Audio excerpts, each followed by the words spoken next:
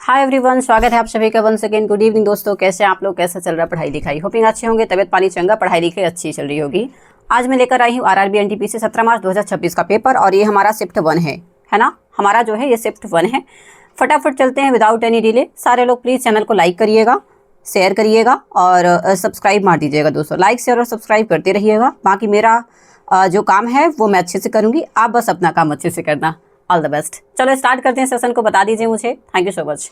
हमारे पास पहला क्वेश्चन है, who is the author of famous historical text Rajatarangini which provides a chronological account of the Kings of Kashmir? बताइएगा।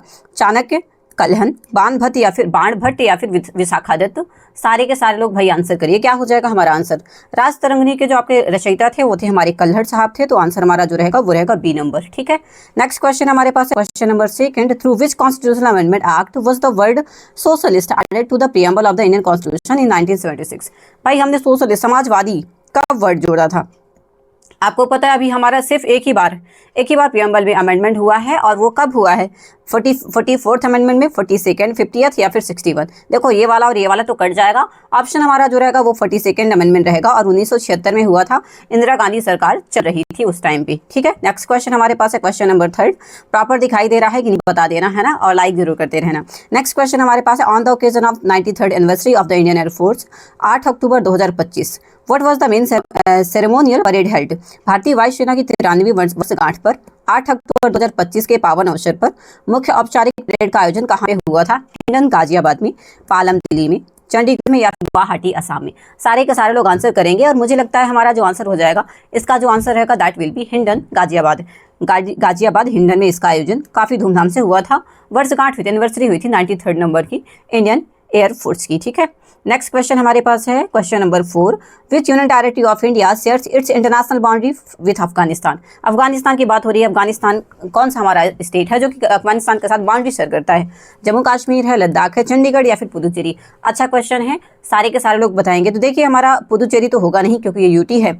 चंडीगढ़ भी होगा नहीं भाई, ये पंजाब हरियाणा है ना। लद्दाख है और जम्मू कश्मीर। तो देखिए अगर हम अफगानिस्तान की बात करें तो अफगानिस्तान हमारा जो शेयर करता है बॉर्डर वो लद्दाख करता है। ठीक है।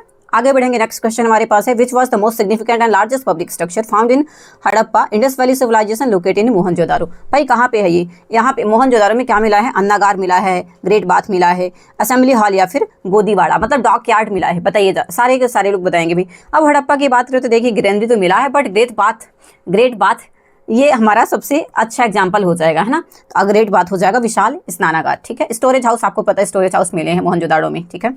नेक्स्ट क्वेश्चन हमारे पास है, question number 6। According to the data until February 2025 what percentage of rural household in India have been provided with tap water connection under the Jal Jeevan mission?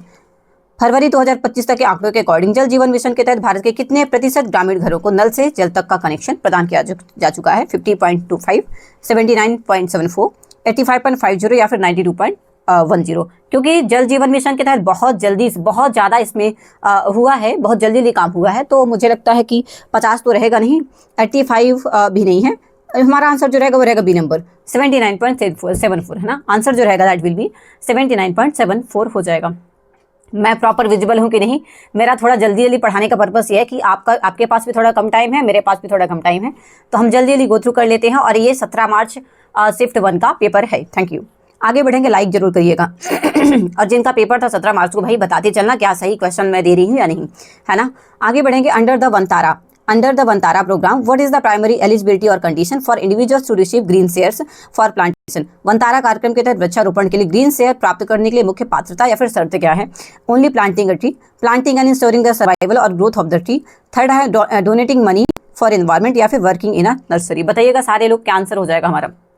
Vantara आपको पता है अनंत अंबानी जी सन ऑफ क्या बोलते हैं, हमारे मुकेश अंबानी जी के बेटे ने वंतारा स्टार्ट किया था। अब ये क्या आंसर हो जाएगा? तो मुझे लगता है कि पौधे का रोपण, उसकी उत्तरजीविता को सुनिश्चित करना, ये हमारी एक मेन यहाँ पे होना है। क्योंकि पौधा लगा देंगे वो मर जाएगा, है ना, अगर हम उसकी देखभाल नहीं करेंगे। और डोनेटिंग मनी फॉर एनवायरमेंट, भाई उनके पास ऑलरेडी पैसा है कि पैसा लेके क्या करेंगे? और वर्किंग इन अ नर्सरी, भाई ये भी गलत है। ठीक है। आंसर हमारा बी रहेगा। नेक्स्ट क्वेश्चन हमारे पास है, by what name is the southern part of India's western coastal plain primarily known in Kerala is बताइएगा, कोकर तट है, मालाबार तट है, कन्नड़ तट या फिर कोरोमंडल। भाई केरला में कौन सा बीच है, सीधा सीधा बोल रहा है, केरला में कौन सा कोस्ट पड़ता है, कोकर पड़ता है, मालाबार, कन्नड़ा या फिर कोरोमंडल। सारे के सारे लोग आंसर करेंगे, क्या हो जाएगा आंसर। तो देखिए, कोकर तट तो नहीं होगा, मालाबार तट हो जाएगा। मालाबार तट हमारा केरला मालाबार तट में है ना, मालाबार तट में केरला है, क्योंकि आपका ईस्टर्न पड़ता है तमिलनाडु, वेस्टर्न पड़ता है केरला। ठीक है, आगे बढ़ेंगे। क्वेश्चन नंबर 9 है, which place did the people of Harappa civilization primarily obtain copper. कहाँ से मिला था कॉपर, कहाँ से मिला था। कोलार कर्नाटक से, खेतड़ी राजस्थान से, झारिया झारखंड से या फिर चित्रमुख कर्नाटक से। बहुत अच्छा क्वेश्चन ये, और मेरे ख्याल से बन जाना चाहिए। अब हड़प्पा सभ्यता के लोगों को जो वो मिला था, क्या बोलते हैं, तांबा मिला था। आपको पता हो, ब्लैक कंगन राजस्थान जोधपुर से मिला था। खेतड़ी राजस्थान से हमारा जो रहेगा, खेतड़ी राजस्थान से इनको मिला था, कांसा मिला था इंडस वैली सिविलाइजेशन के लोगों को। तो खेतड़ी राजस्थान, ये अच्छा क्वेश्चन बन जाता है, काफी अच्छा क्वेश्चन बन जाता है, और इन डेप्थ में भी पूछा काफी ये, है ना। आगे बढ़ेंगे, नेक्स्ट क्वेश्चन हमारे पास है, विच फेमस हिंदू फेस्टिवल और religious gathering is celebrated at a single location every 12 year in northern India. उत्तर भारत में वह कौन सा प्रसिद्ध हिंदू त्योहार या फिर धार्मिक आयोजन है जो कि एक ही स्थान पर प्रत्येक 12 साल के बाद मनाया जाता है। छठ पूजा देखिए हर साल होता है, दीपावली के एक हफ्ता बाद होता है ना। कुंभ मेला है, पुष्कर मेला है, माघ मेला है। अब एवरी 12 ईयर में कौन सा होता है बताइए। और नॉर्दर्न इंडिया की बात हो रही है, तो आपको पता है कुंभ मेला लगता है हमारा, है ना। कुंभ मेला लगता है भाई, हर 12 साल में लगता है। माघ मेला तो हर साल आता है। अभी माघ मेला में काफी कंट्रोवर्सी भी हुई थी यहाँ पे प्रयागराज में ही, है ना। पुष्कर मेला है और छठ पूजा। तो ठीक है, हमारा आंसर जो रहेगा कुंभ मेला। आगे बढ़ेंगे, under which article of Indian constitution was Delhi given the special status of north national capital territory. पहला हमारे पास है, भारतीय संविधान के किस अनुच्छेद के तहत दिल्ली को राष्ट्रीय राजधानी क्षेत्र का विशेष दर्जा दिया गया था। Article number 239A, article 239AA, article 243, article 370। सारे के सारे लोग आंसर करेंगे। मुझे लगता है कि हमारा जो आंसर हो जाएगा, स्पेशल दे दिया तो भाई डबल ए कर दो। ठीक है, बहुत स्पेशल दे दिया था दिल्ली को ना, तो 239AA हमारा सही उत्तर हो जाएगा। 239AA, है ना, राष्ट्रीय राजधानी क्षेत्र का दर्जा, NCRT का दर्जा यहाँ पे दिया गया था, नेशनल कैपिटल, है ना, टेरिटरी। आगे बढ़ेंगे, which dynasty finally emerged victorious in the tripartite struggle for control over Kannauj. Kannauj पर नियंत्रण के लिए त्रिपक्षीय संघर्ष में कौन जीत गया था यहाँ पे। पाल वंश था, राष्ट्रकूट था, गुर्जर प्रतिहार था या फिर चोला था। सारे के सारे लोग आंसर करेंगे, क्या हो जाए हमारा सही उत्तर। Thank you so much everyone. I hope proper आप लोग को दिखाई दे रहा हो, सुनाई दे रहा होगा। सारे के सारे लोग बताएंगे क्या आंसर हो जाएगा हमारा। Thank so much. मुझे लगता है हमारा जो आंसर होना चाहिए, देखिए पाल वंश तो रहेगा नहीं, राष्ट्रकूट वंश रहेगा नहीं, चोला डायनेस्टी भी भाई सदन इंडिया से था, गुर्जर प्रतिहार वंश आप ले लीजिए। और यहाँ पे जीता कौन था, तो भाई यहाँ पे क्या बोलते हैं, राज्यवर्धन और हर्षवर्धन दोनों भाई थे, इनने जीता था, है ना। तो हालांकि हर्षवर्धन का काफी रोल रहा है। ठीक है, आगे बढ़ेंगे। नेक्स्ट क्वेश्चन हमारे पास है, during an economic recession what type of fiscal policy should the government ideally adopt.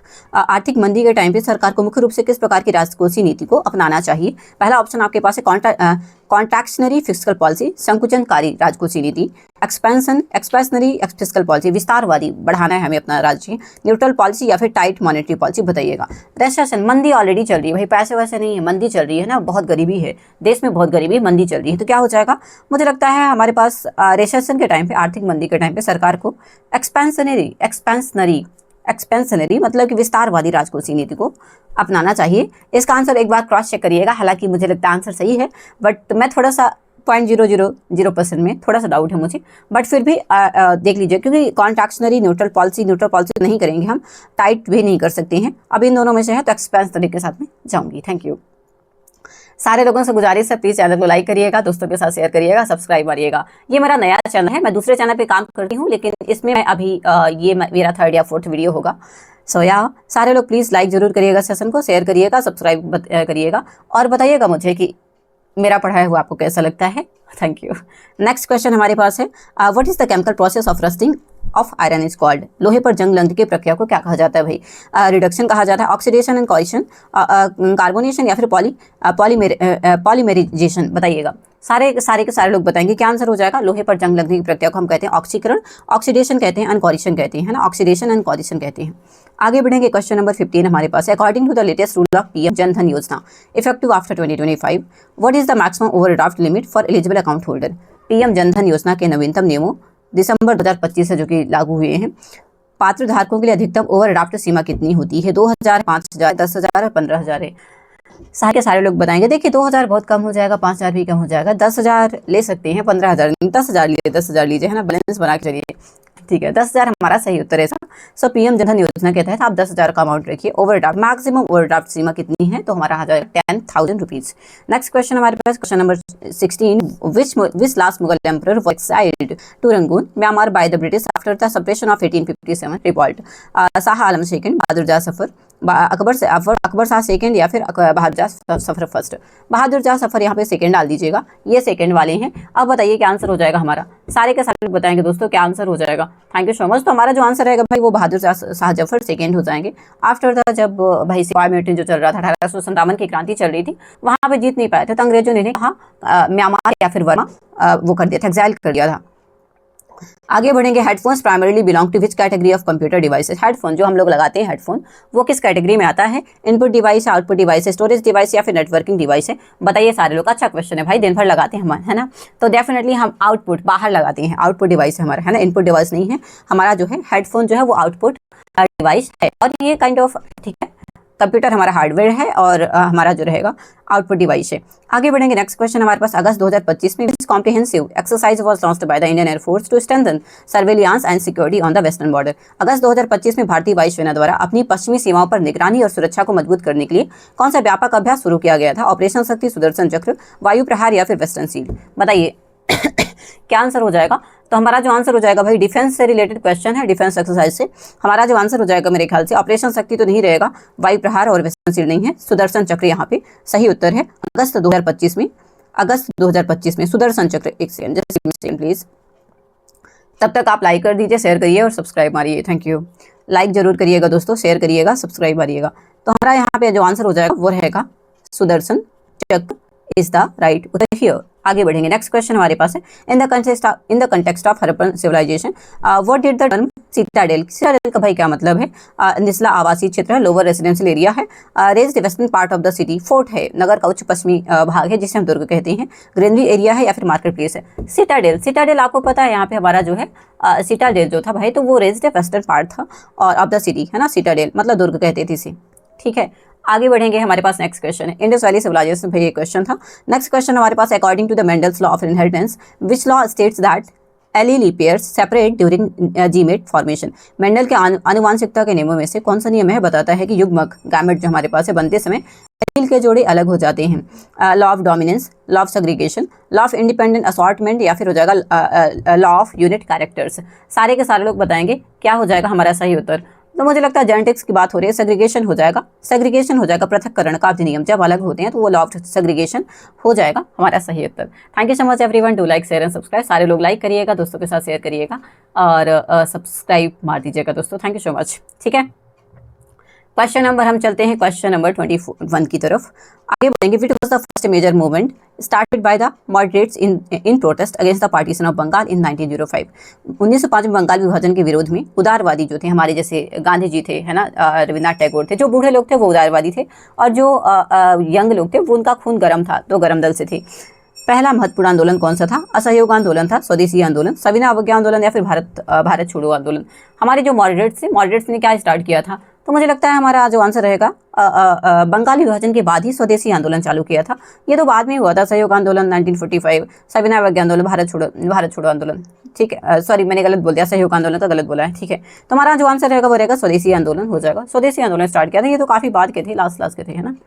आगे बढ़ेंगे, हमारे पास नेक्स्ट क्वेश्चन है, which country are part of the ACT partnership launched in the November 2025 to deepen corporation in emerging technologies? नवंबर 2025 में उभरती प्रौद्योगिकियों में सहयोग के लिए शुरू की गई ACITI साझेदारी में कौन से देश शामिल हैं? ACITI, अब ACITI क्या है भाई? तो हमारा ACITI है ना, नाम से ही पता चल रहा है, ऑस्ट्रेलिया है, अमेरिका है, ऑस्ट्रेलिया। देखिए एक बार अमेरिका है, काट दो अमेरिका को, 3 बार ऑस्ट्रेलिया आ गया है ना।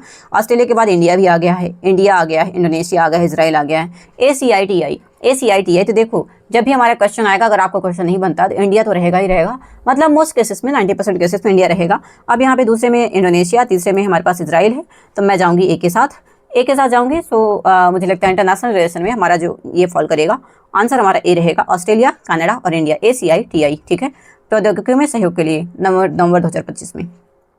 आगे बढ़ेंगे, नेक्स्ट क्वेश्चन, आज दिसंबर 2025 what is the share of non fossil fuel sources in the India's total installed power capacity? दिसंबर 2025 तक के आंकड़ों के अनुसार भारत की कुल स्थापित बिजली क्षमता में गैर जीवाश्म ईंधन नॉन फॉसिल फ्यूल स्रोतों का हिस्सा कौन सा है? कितना हिस्सा है, स्रोतों का हिस्सा कितना हिस्सा नॉन फॉसिल फ्यूल में 40.5, 45.2%, 51.9% या फिर 60%। सारे के सारे लोग अच्छा क्वेश्चन है ये, एनर्जी एनवायरमेंट से है क्वेश्चन। और नॉन फॉसिल फ्यूल हमारा कितना परसेंट है इंडिया में, तो मुझे लगता है हमारा जो आंसर रहेगा 40.5, 45.2, 51.9 एंड 60%। मैं जाऊँगी 51.9 के साथ। ठीक है, हमारा जो आंसर रहेगा दोस्तों वो रहेगा सी नंबर। Thank you.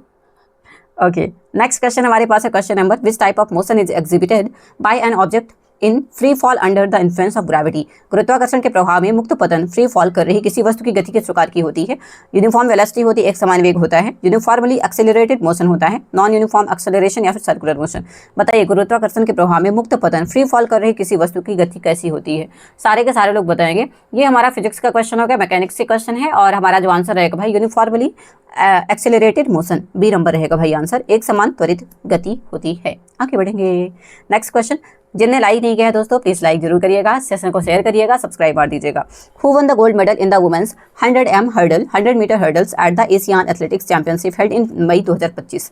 पहला ऑप्शन आपके पास है पीटी उषा, ज्योति आराजी, हिमा दास या फिर अदिति चंद। बताइएगा 2025 में आयोजित एशियाई एथलेटिक्स चैंपियनशिप में महिलाओं की 100 मीटर बाधा दौड़ में किसने स्वर्ण पदक जीता है। तो आपको पता है भाई, अभी रिसेंट में ज्योति आराजी है ना, ज्योति आराजी ने जीता है। तो हमारा आंसर जो रहेगा 2025 की बात हो रही है, तो ये हमारा आंसर हो जाएगा ज्योति आराजी। ठीक है, आगे बढ़ेंगे। नेक्स्ट क्वेश्चन हमारे पास है, विच type of mechanical waves can propagate through a gaseous medium like air. हवा जैसे गैसीय माध्यम में केवल किस प्रकार की यांत्रिक तरंगे मैकेनिकल वेव्स संचरण कर सकती हैं। पहला ऑप्शन ट्रांसवर्स वेव्स, अनुप्रस्थ तरंगे, लॉन्गिट्यूडनल वेव्स, अनुदैर्ध्य तरंगे, सरफेस वेव्स, सतही तरंगे, या फिर इलेक्ट्रोमैग्नेटिक वेव्स, विद्युत चुंबकीय तरंगे।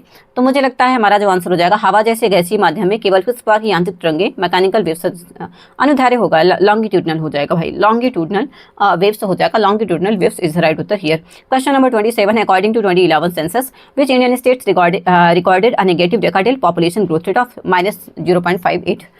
केरला है, गोवा है, नागालैंड, सिक्किम। भाई यहाँ पे नेगेटिव जनसंख्या कहाँ की बढ़ी है, तो नेगेटिव हमारा बढ़ा है भाई नागालैंड की जनसंख्या हमारे लास्ट डेकेड में कम हुई है -0.58 से। ठीक है, आगे बढ़ेंगे। क्वेश्चन नंबर 28 है, which of the following slogan is associated with Bal Gangadhar Tilak which energized the Indian national movement. कौन सा नारा बाल गंगाधर तिलक से जुड़ा हुआ है जिसने भारतीय राष्ट्रीय आंदोलन में नई जान फूंक दी थी। इंकलाब जिंदाबाद, जय हिंद, स्वराज मेरा जन्मसिद्ध अधिकार है, या फिर करो या मरो। तो आपको पता है स्वराज मेरा जन्म सिद्ध अधिकार है, हमारा जो आंसर रहेगा दोस्तों स्वराज मेरा जन्म सिद्ध अधिकार है। Thank you so much. आगे बढ़ेंगे। नेक्स्ट क्वेश्चन है, which state of India recorded negative decadal population rate. ये भाई ये दोबारा से क्वेश्चन आ गया, नागालैंड हमारा सही उत्तर हो जाएगा। नेक्स्ट क्वेश्चन हमारे पास है, सारे लोग बताइएगा। In August 2025 which comprehensive military exercises was launched by the Indian air force. ये भी क्वेश्चन शायद दोबारा आ गया है, सुदर्शन चक्र हमारा सही उत्तर होगा, बी नंबर आंसर होगा दोस्तों। Thank you so much. सारे लोग प्लीज़ लाइक करिएगा, दोस्तों के साथ शेयर करिएगा, सब्सक्राइब मरवा दीजिएगा। और इसके साथ साथ मैं इसका PDF आपको प्रोवाइड करूँगी टेलीग्राम चैनल पे। टेलीग्राम चैनल का नाम है खुशी द बेस्ट, आप लिंक के साथ भी शेयर जा सकते हैं, मैं आपको डिस्क्रिप्शन में आपको लिंक दूंगी। Thank you so much everyone. सारे लोग प्लीज़ चैनल को लाइक जरूर करिएगा, सेशन को शेयर करिएगा, सब्सक्राइब करिएगा। मिलकर अच्छा लगा आपसे। आपको बताना है कि आपको अब अपना फीडबैक देना है, तो प्लीज़ फीडबैक दीजिए, because I am a student too. तो मैं जानना चाहती हूँ कि भाई आपको सेशन कैसे लगते हैं, तो मैं उसमें क्या कमी है, क्या सुधार कर सकती हूँ, ये सारी चीज़ें। Thank you so much. जिनका अपकमिंग पेपर है, all the best. Thank you so much.